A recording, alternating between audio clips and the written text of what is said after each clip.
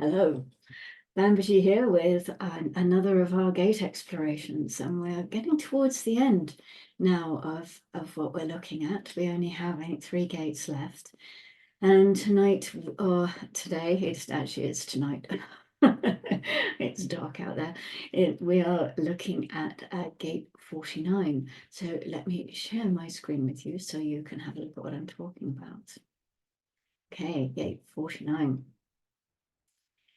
We enter the energy here on the, on the 8th of February and at 04:11 in the morning, again, GMT, adjust as necessary.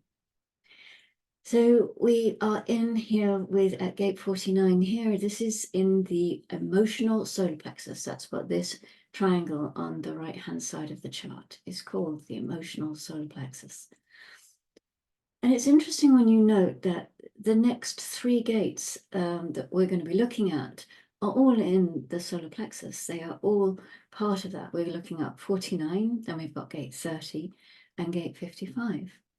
So one could ask, okay, in the gate of initiation, why have we got these 3 gates coming up? And not only these 3, there are actually another 3 gates in the quarter of initiation that are in the solar plexus.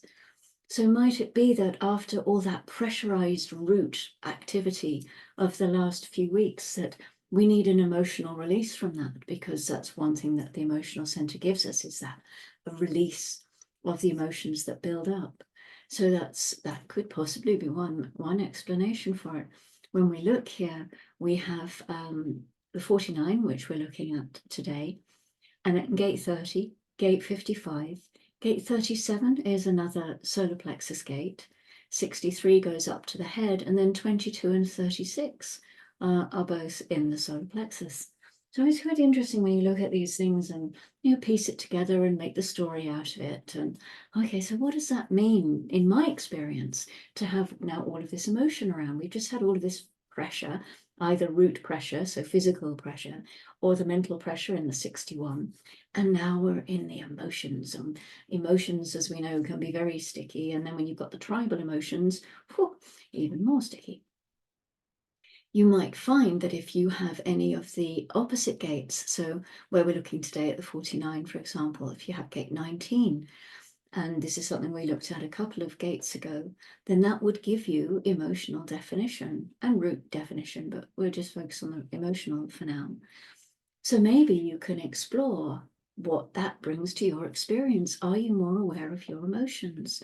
Are you more aware of the way that the wave sort of peaks and then falls again as it goes through its process? And it is emotion in motion. The wave never stops moving. Our emotions always pass through. I mean, there can be a tendency to hold on to emotion and and then maybe have to justify it or make up a story about it. But actually, if it's allowed to do its thing, it often doesn't hang around that long. You don't often find a peak that plateaus, do you? Really, you never really see that. So if it's allowed to move, then it just does its thing, and we can just take a step back and watch it. If you are undefined emotionally as a rule, then this gives you that so you have that opportunity to look at that all the time in people who are emotionally defined. And it can take a long time to tap into the wave because we're often just battered so much by environmental influences and conditioning. We don't know what is us, what isn't us, what could be classed as the wave, what could be something else that's showing up. And it's an interesting thing to get into that mechanic of the wave. I'm emotionally defined. I would reckon it took me a good 4 years to really start feeling my wave and knowing what it meant when I was saying I'm up on my wave or I'm down on my wave or I'm using my wave to help me through a decision. It's not something that comes to you straight away when you enter human design. Now, it's not necessarily a quick fix to be doing that. So let's have a look at 49. What can I tell you about gate 49? It's the gate of principles. That's its human design name. In I Ching, it's known as the gate of revolution. Maybe having strong principles, standing up for those principles could be revolutionary. could be seen as being revolutionary. It is part of the channel of synthesis, which is the design of being sensitive, which you might remember when we looked at gate 19.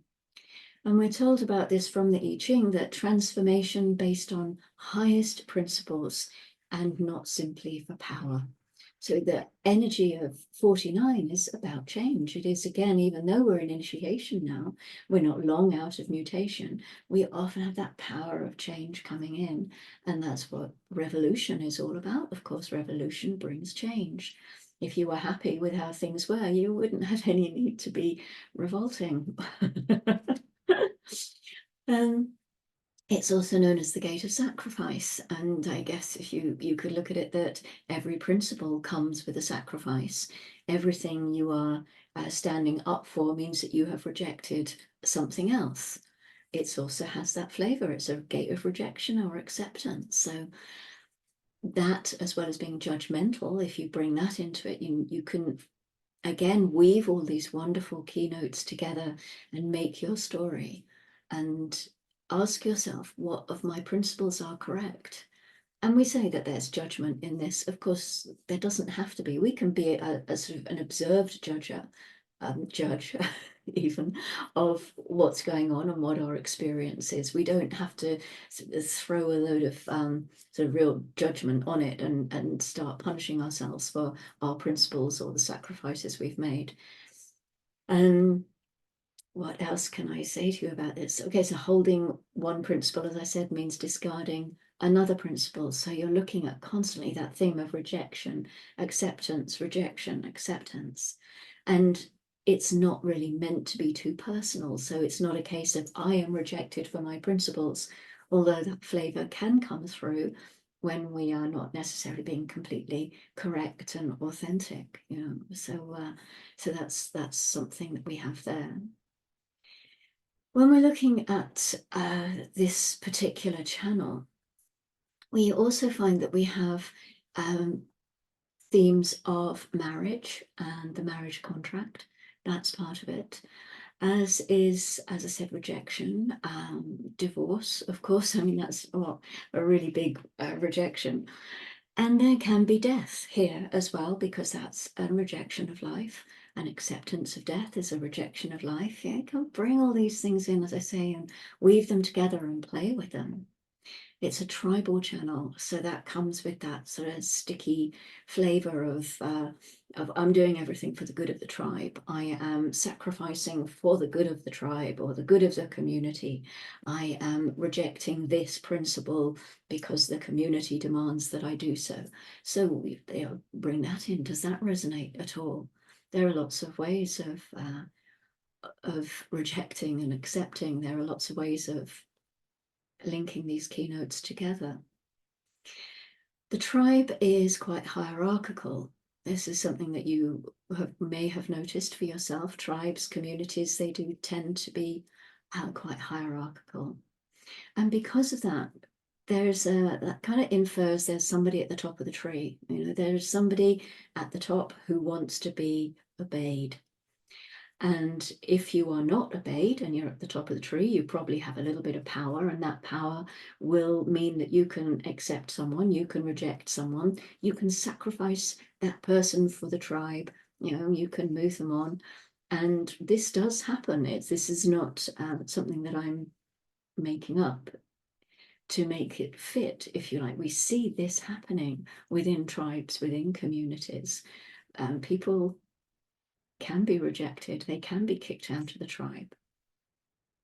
So there's a sort of a power there for the people who are at the top, because nobody wants to be kicked out of the tribe. You know, in the old days, being kicked out of the tribe pretty much meant death, because there was no way of surviving outside of your tribal community, and other tribes wouldn't necessarily be wanting to take you in if you'd been kicked out of your own tribe. So it's in our genes that we conform, you know, that we have this going on inside ourselves, being rejected or accepted. I suppose today we might look at it as being cancelled. It's that sort of flavour, you know, and the depths of despair that people are thrown into when they're cancelled on Facebook or another social media platform. it's harsh, really. It is very harsh. So this is also a channel that gives us, or perceives to give us, a dominance over the animal kingdom. It's quite a mammalian channel. And again, we find the theme of sacrifice here when we look at animals, because this is something that we have used animals for as we've gone on through our civilization journey. And gate 49, it has another name, and that name is the butcher. So it might have been the one who would be in charge of the sacrifice, because also remember when we talked about gate 19, we looked at how religion came into that and how God came into it. And that's part of this channel. And often God has demanded a sacrifice, and it might not be a physical sacrifice, an animal sacrifice, although look at all the animals that are sacrificed on our high days and holidays. It could be the sacrifice of a principle. It could be the sacrifice of a habit that we really enjoy if we were Christian and we observed Lent.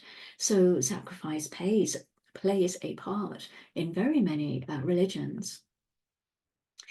If you remember gate 54, which is quite a while back now, and it is it's sort of the opposite side. So you've got the channel coming up on each side of the solar plexus, and then the splenic side on the other. So you've got gate 49 here. On the other side, we looked at gate 54. So now that is also tribal. And it's bringing in that flavor of who is supporting us. Okay, if you remember, that was one of the questions we asked: who supports us and who do we support? So we could say maybe the people that we accept into our circle are those who are willing to stand by us and support our principles. If we were to stage a revolution, they would be the ones, standing with us and shaking their fists or their pitchforks or whatever, their Kalashnikovs. Those who do not stand with us and support us, rejection, sacrifice. So you see all these things, how they play in. You may also remember from gate 49 that we looked at food, not gate 49, sorry, gate 19, and how important a full fridge is and having the resources for everybody to be able to share in. And the same goes for 49, but with 49 we find that it's actually, it has a much more practical bent to it, in the way that we would say people who have enough to eat don't have any need to sacrifice or don't have any need to revolt. It's keeping the principles of the tribe going. We keep people happy, and then they don't mess things up for the rest of us who are up here at the top of the tree. And one way of keeping people happy is to feed them. So let us go back to this for a moment. And we can look at the this gate here, gate 4. And this is the grounding influence to the sun in gate 49. Now it is called youthful folly. Youthful folly, the gate of formalization. I always find that one a tricky one to say. It's a logical gate, and you could say that it substantiates, or it really does ground the principles so that they do not become misjudged. It's opposite the gate of doubt, so it has a correlation to doubt. And it says that being able to answer all doubts is not necessarily a solution. And you can have so many different answers to a doubt that pops up. It's a youthful folly to expect that one will find all the answers, but there are potentials for answers. And the potential for an answer helps to ground the principles in that gate 49. And if the principles are well grounded and they have a solid foundation, then the chances are that any revolution that is staged will be made from a place of correctness, on a correct sacrifice, perhaps. So the cross that we find here, particularly the 49-4, when we're looking at the at half a cross gate through this transit, it carries the energy of, let me see here, there we go, the 49, and that's the 49-23, ignore that. Look at this one again. And it has the energy of standing on principles. It has the energy for revolution or change, as it brings it all together. There's a fundamental drive to stand up for what is right.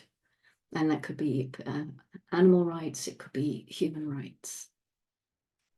So you see how all of this comes together. So what kind of contemplation might you be considering during this transit of gate 49 as the sun moves through on its journey? Well, I guess the obvious one would be to examine your principles.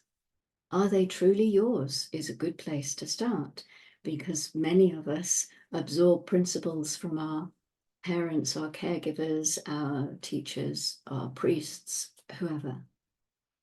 So have we absorbed our principles through conditioning from the tribe? Remember, the tribe is so powerful. It wants everybody to have the same principles in order to fit in. It's not looking for differentiation, which is part of the whole ethos of human design, is recognizing how different we each are from each other. And saying that, have you absorbed your principles from the tribe? There's no shame in that. I'm not trying to bring any kind of a flavor of you were wrong to do that. I mean, that's nothing to do with any of this exploration at all. It's just a question of examining yourself and finding clarification within yourself, because it very well might lead to, yes, I have this principle and I really like it. Great. I mean, there's absolutely no one going to stand up and say, well, you're wrong. Well, there might be, but I mean, that's not what I mean.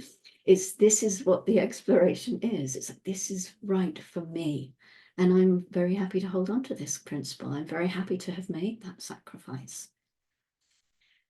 You can look at the sacrifices that you've made.